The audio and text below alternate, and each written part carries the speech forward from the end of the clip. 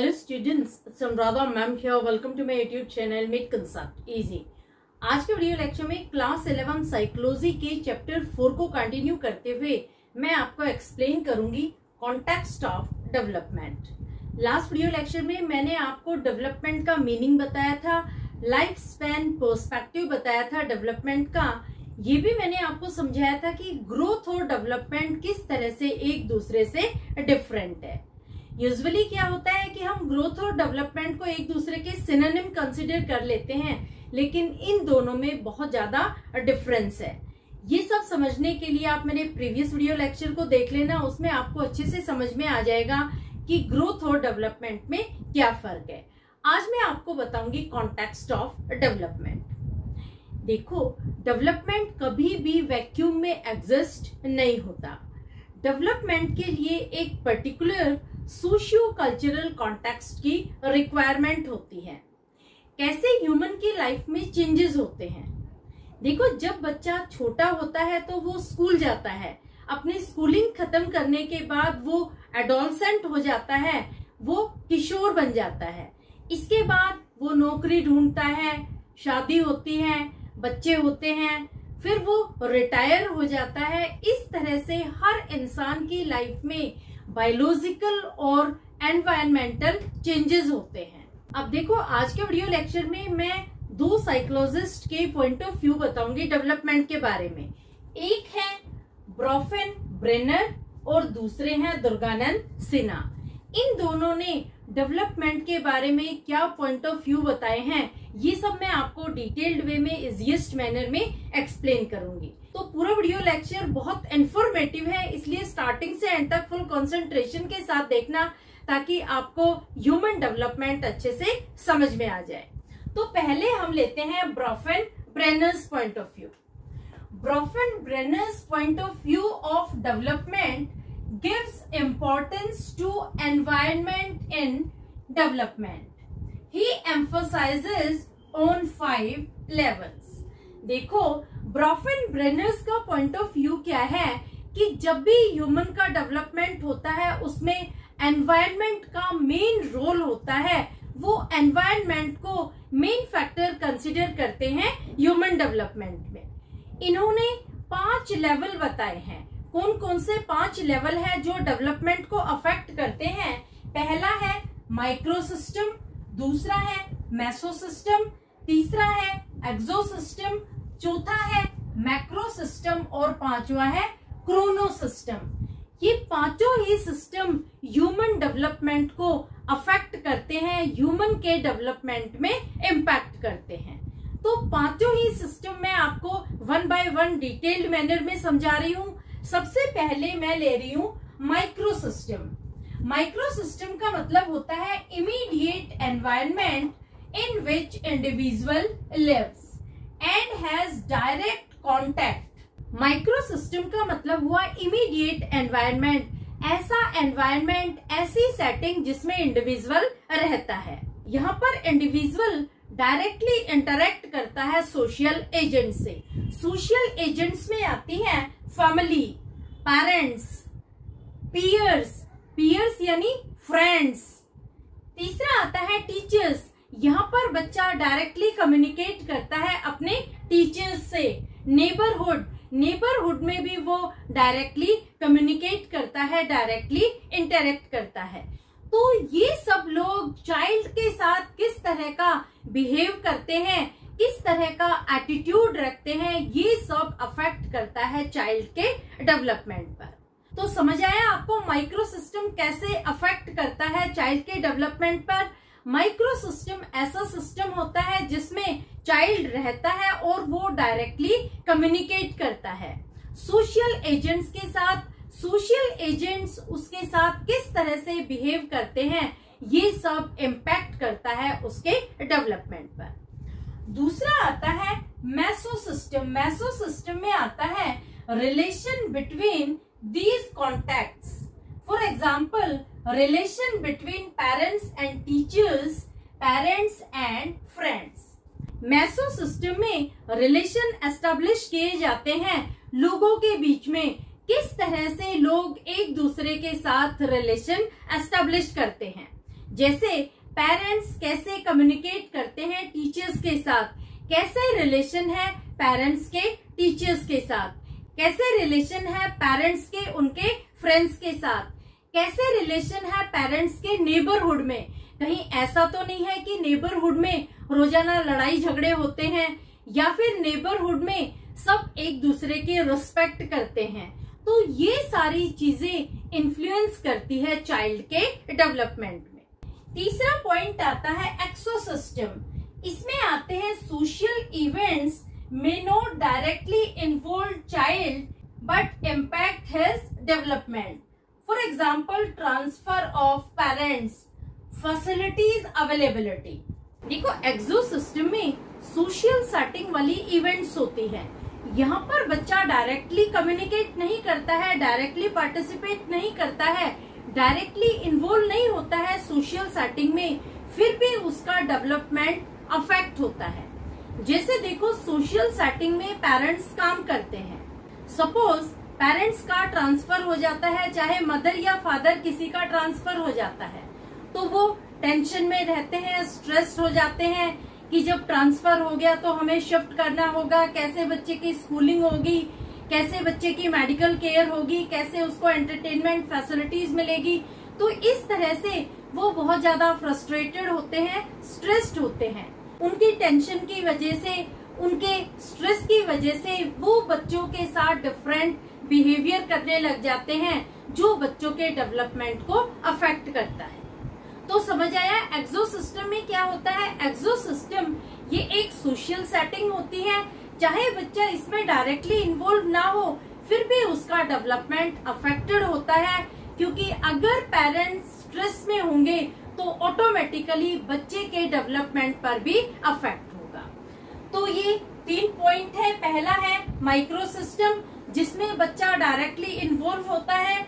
दूसरा है meso system, इसमें पेरेंट्स रिलेशन एस्टेब्लिश करते हैं सोसाइटी में। अगर पेरेंट्स के अच्छे रिलेशन है तो बच्चे का अच्छा डेवलपमेंट होगा, अदरवाइज नेगेटिव डेवलपमेंट होगा। तीसरा है एक्सो सिस्टम, इसमें सोशल सेटिंग वाली इवेंट्स आती है जहाँ पर बच्चा डायरेक्टली कम्युनिकेट नहीं करता, डायरेक्टली इन्वॉल्व नहीं करता, लेकिन फिर भी उसका डेवलपमेंट अफेक्ट होता है। चौथा आता है मैक्रो सिस्टम जिसमें कल्चर आता है, इन विच इंडिविजुअल लिव्स। देखो मैक्रो सिस्टम, मैक्रो का मतलब है बड़ा सिस्टम, इसमें बहुत सारी चीजें इन्वॉल्व होती हैं। इसमें मेनली हमारा कल्चर आता है, हमारा ट्रेडिशन आता है, जिस कल्चर में हम रहते हैं उस कल्चर से रिलेटेड सारी चीजें आती हैं, वहाँ की वैल्यूज, वहाँ के ट्रेडिशन, वहाँ के लोगों का एटीट्यूड, बिहेवियर, सब चीजें इसमें इन्वॉल्व होती हैं। जैसे अगर हम एशियन कल्चर में रहते हैं तो उसमें डिफरेंट वैल्यूज होती है, डिफरेंट ट्रेडिशंस होती हैं। अगर हम वेस्टर्न कल्चर में रहते हैं तो वहाँ की वैल्यूज, वहाँ के बिलीफ, वहाँ के ट्रेडिशन डिफरेंट है। तो ये सब आता है मैक्रो सिस्टम में। तो ये भी बच्चे के डेवलपमेंट पर इम्पैक्ट करते हैं। अगर बच्चा एशियन कल्चर में रह रहा है तो उसका डेवलपमेंट एशियन कल्चर के अकॉर्डिंग होगा, वहीं की वैल्यूज, वहीं के बिलीफ उसमें डेवलप होंगे। अगर बच्चा वेस्टर्न कल्चर में रहता है तो उसका एटीट्यूड भी वेस्टर्न लोगों की तरह से हो जाएगा, उसकी वैल्यूज, उसके बिलीफ भी वेस्टर्न कल्चर के अकॉर्डिंग ही डेवलप होंगे। समझ आया।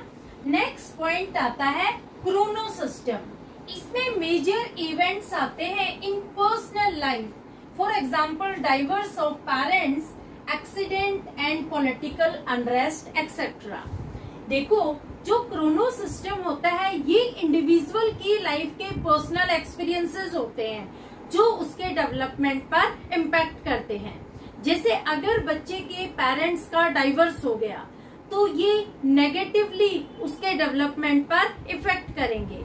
अगर बच्चे ने कोई पॉलिटिकल अनरेस्ट देखा है, जैसे प्रोटेस्ट है, राइट्स हैं, स्ट्राइक्स है, इस तरह की चीजें देखी हैं तो उसके डेवलपमेंट को वो अफेक्ट करेगी। अगर बच्चे ने कोई रोड एक्सीडेंट देख लिया, कोई ट्रेन एक्सीडेंट देख लिया तो ये भी उसके डेवलपमेंट को अफेक्ट करेगा, क्योंकि वो ट्रॉमेटिक इवेंट को एक्सपीरियंस कर रहा है, उसे ट्रोमा हो जाएगा, उसको पीटीएसडी की प्रॉब्लम हो जाएगी। क्लियर। तो आपको पांचों लेवल समझ में आ गए कि किस तरह से एनवायरनमेंट इन्फ्लुएंस करता है चाइल्ड के डेवलपमेंट को। ये पांचों लेवल दिए हैं ब्रोफेन-ब्रेनर्स। ये बहुत इंपॉर्टेंट है, ये आपके फाइनल एग्जाम में पूछे जाते हैं कि ब्रोफेन-ब्रेनर्स के क्या पॉइंट ऑफ व्यू है डेवलपमेंट के बारे में। तो इन्होंने 5 लेवल दिए हैं, पांचों ही लेवल मैंने आपको 1 बाय 1 डिटेल्ड वे में समझा दिए हैं। होपफुली आपको समझ में आ गए होंगे कौन कौन से 5 लेवल है। पहला है माइक्रो सिस्टम, दूसरा है मेसो सिस्टम, तीसरा है एक्सो सिस्टम, चौथा है मैक्रो सिस्टम और पांचवा है क्रोनो सिस्टम। क्लियर? अब मैं बता रही हूँ दुर्गानंद सिन्हा का point of view about contextual development. देखो, दुर्गानंद सिन्हा ने Indian context point of view से चाइल्ड डेवलपमेंट के बारे में मॉडल प्रेजेंट किया है। इन्होंने 2 लेयर्स दी है डेवलपमेंट से रिलेटेड। इनके अकॉर्डिंग चाइल्ड में जो डेवलपमेंट होता है वो 2 लेयर में होता है। 2 लेयर में ही इन्होंने सारी डेवलपमेंट की बातें इंक्लूड कर दी। पहली आती है द अपर लेयर जो विजिबल लेयर होती है, और दूसरी आती है द सराउंडिंग जो इनविजिबल लेयर होती है। पहली लेयर में जो अपर और विजिबल लेयर है उसमें होम, स्कूलिंग और पीयर इंक्लूडेड होते हैं। अब देखो, ये तीनों क्या पॉइंट है जो अपर और विजिबल लेयर में है। जो अपर और विजिबल लेयर होती है ये बच्चे को सबसे ज्यादा दिखाई देती है, सबसे ज्यादा बच्चा इसी लेयर में इंटरेक्ट करता है। सबसे पहले आता है होम। घर कैसा है, घर के लोग कैसे हैं, क्या वो लिटरेट है या फिर इलिटरेट है, क्या घर में हर पर्सन को एक स्पेस प्रोवाइडेड है, घर में फैमिली मेंबर्स का किस तरह का एटीट्यूड है, कैसा परसेप्शन है। ये सारी चीजें बच्चे के डेवलपमेंट को इन्फ्लुएंस करती है। कैसे टॉयज दिए जाते हैं बच्चे को खेलने के लिए, ये भी इम्पैक्ट करता है बच्चे के डेवलपमेंट पर। दूसरा आता है स्कूलिंग। अब देखो, जब बच्चा बड़ा हो जाता है तो वो स्कूल जाता है, वहां पर क्वालिटी ऑफ एजुकेशन इम्पैक्ट करती है बच्चे के डेवलपमेंट पर। कैसी वहां पर पढ़ाई होती है, कैसा टीचर्स का एटीट्यूड है, क्या टीचर्स बच्चों को एनकरेज करती है या फिर डिस्करेज करती है, टीचर का कैसा बिहेवियर है, कोऑपरेटिव नेचर है, बच्चों को मोटिवेट करती है या फिर नहीं करती, कैसा फीडबैक देती है बच्चे के बारे में। ये सारी चीजें आती है स्कूलिंग में जो डायरेक्टली इम्पैक्ट करती है बच्चे के डेवलपमेंट पर। तीसरा आता है पीयर्स। अब देखो, जब बच्चा स्कूल जा रहा है तो वहां पर बच्चे के फ्रेंड्स बनते हैं। कैसे फ्रेंड्स बनाता है बच्चा, कैसे बैकग्राउंड से उसके फ्रेंड्स आते हैं, क्या सिखाते हैं वो फ्रेंड्स उसको, कैसा फ्रेंड्स का एटीट्यूड है, कैसे वो फ्रेंड्स है, पढ़ाई में इंटेलिजेंट है कि नहीं है, कहीं ऐसा तो नहीं है वो बैक बेंचर्स है। क्योंकि जैसे फ्रेंड्स के साथ, जैसे पीयर ग्रुप में बच्चा रहेगा, उसका डेवलपमेंट उसके अकॉर्डिंग ही होगा। अगर पीयर ग्रुप बहुत अच्छा है, बहुत इंटेलिजेंट बच्चे हैं, तो ऑटोमेटिकली बच्चा भी इंटेलिजेंट बन जाएगा। और अगर पीयर ग्रुप में बच्चे पैसिव हैं, बैक बेंचर्स हैं, तो बच्चे के डेवलपमेंट को वो इम्पैक्ट करेंगे, वो बच्चा भी बैक बेंचर्स बन जाएगा। तो समझ में आया? तो यहाँ पर दुर्गानंद सिन्हा के अकॉर्डिंग जो अपर लेयर होती है, जो विजिबल लेयर होती है, जो फिजिकल लेयर होती है, ये बच्चे को सबसे ज्यादा दिखाई देती है क्योंकि बच्चा इसमें डायरेक्टली इंटरेक्ट करता है। पहले आता है होम, जहाँ पर बच्चा बचपन से ही, जन्म से ही रहता है, बाद में वो स्कूल जाता है और वहां पर वो फ्रेंड्स बनाता है। तो ये तीनों चीजें ही उसके डेवलपमेंट पर अफेक्ट करती है। क्लियर? अब देखो, दूसरी आती है सराउंडिंग जो इनविजिबल लेयर है। ये बाहर के लेयर मानी जाती है, ये एक्सटर्नल लेयर मानी जाती है।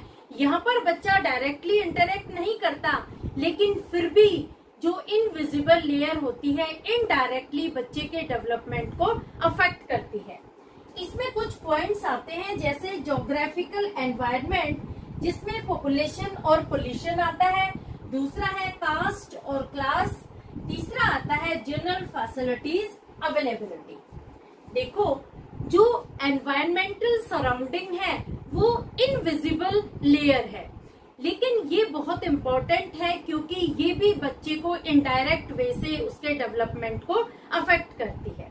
पहला पॉइंट आता है ज्योग्राफिकल कंडीशन।